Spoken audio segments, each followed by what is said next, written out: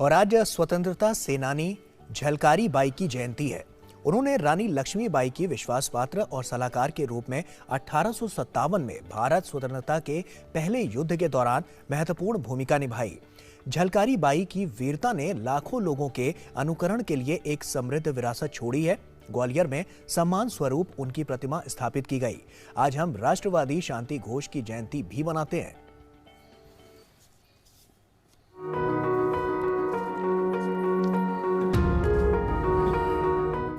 लक्ष्मीबाई महारानी सी एक बलिदानी है, योद्धा मर्दानी है, वीरांगना झलकारी बाई की अमर कहानी है।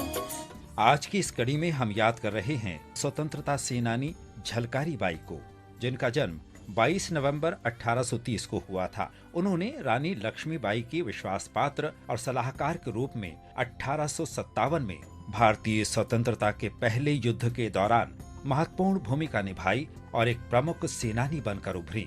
झलकारी का जन्म झांसी के निकट भोजला गांव में सदोबा सिंह और जमुना देवी के घर हुआ था।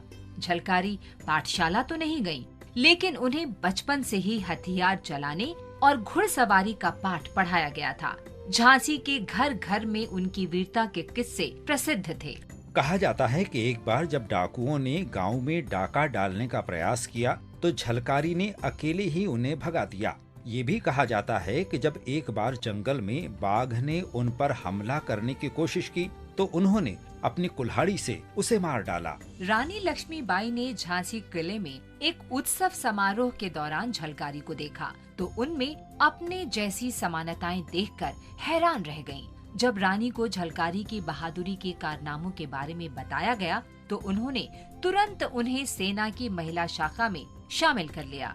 1858 में जब ब्रिटिश फील्ड मार्शल ह्यू हेनरी रोज ने झांसी पर हमला किया तो रानी लक्ष्मीबाई ने अपने 4000 सैनिकों के साथ अपने किले से ब्रिटिश सेना का मुकाबला किया, लेकिन उन्हें अपने ही कमांडर ने धोखा दिया, जिससे उनकी हार निश्चित हो गई।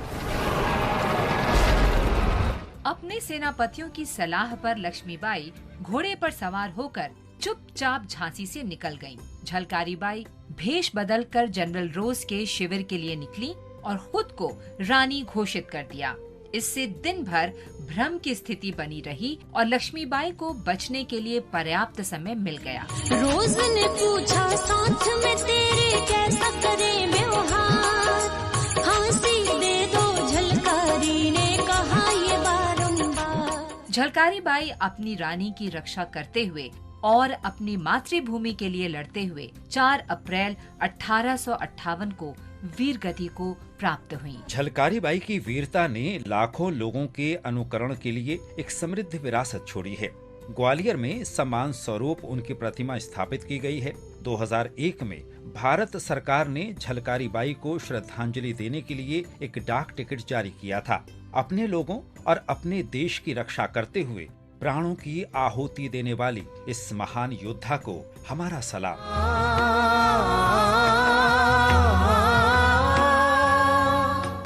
आज हम राष्ट्रवादी शांति घोष की जयंती भी मनाते हैं, जिनका जन्म 22 नवंबर 1916 को पश्चिम बंगाल के कोलकाता में हुआ था। शांति घोष कोमिला में छात्री संघ की संस्थापक सदस्य थीं और क्रांतिकारी संगठन जुगंतर पार्टी में शामिल हो गई थीं। 16 वर्षीय शांति घोष अपनी हम उम्र सुनीति चौधरी के साथ 14 दिसंबर 1931 को कोमिला के जिला magistrate Charles Jeffrey Buckland Stevens को क्रिसमस से पहले कैंडी और चॉकलेट पेश करने के बहाने उनके कार्यालय गईं।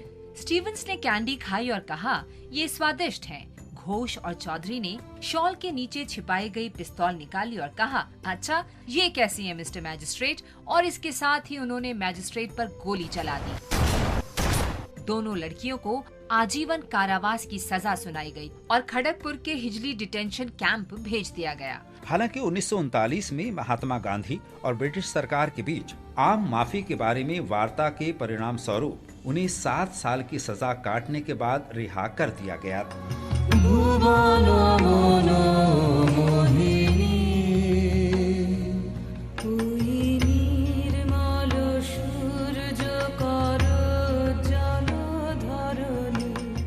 अपनी रिहाई के बाद घोष ने बंगाली महिला कॉलेज में दाखिला लिया और राजनीति में शामिल हो गयीं।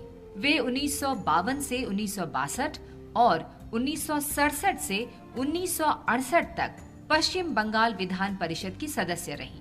वे 1962 से 1964 तक पश्चिम बंगाल विधानसभा की सदस्य रहीं। शांति घोष 1989 में अपनी मृत्यु तक देश की भलाई के लिए काम करती रहीं। हम इस महान देशभक्त को सलाम करते हैं।